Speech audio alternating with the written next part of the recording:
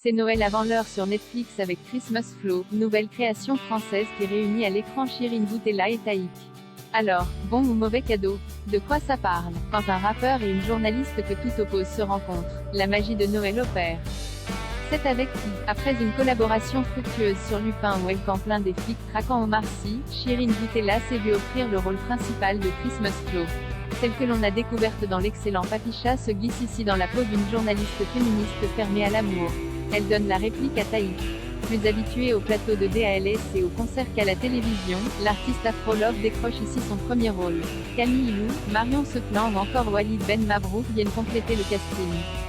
Ça mérite le coup d'œil. Oubliez Halloween, Netflix lance définitivement les hostilités avec Christmas Flow, sa première série française.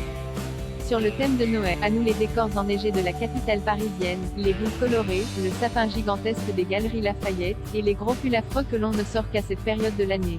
C'est dans ce décor enchanté que vont se rencontrer Lina et Marcus. La première est une journaliste féministe et engagée, le second un rappeur récemment accusé d'avoir tenu des propos misogynes dans l'une de ses chansons. Sur la papier, ils ne semblent pas faits l'un pour l'autre mais on le sait déjà, les deux vont dépasser leurs différences et tomber amoureux l'un de l'autre. Christmas Flow pousse le vice en souhaitant calquer les productions américaines en reprenant les lieux communs, sans proposer quelque chose de nouveau ou d'original, deux adultes que tout oppose mais qui se découvrent des points communs après de multiples rebondissements, musique US toutes les deux scènes. Bref, rien d'original sous le sapin même si cet aspect est totalement assumé de la part des auteurs et de la réalisatrice Nadège Loiseau. Tout cela aurait pu fonctionner si les deux interprètes principaux ne partageaient aucune vraie alchimie et si les répliques sonnaient parfois fausses.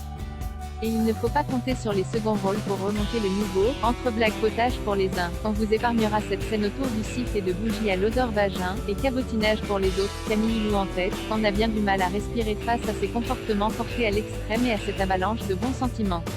Fort heureusement, Christmas Flow s'améliore grandement à la moitié de l'épisode 2, sur les 3 que comporte la série.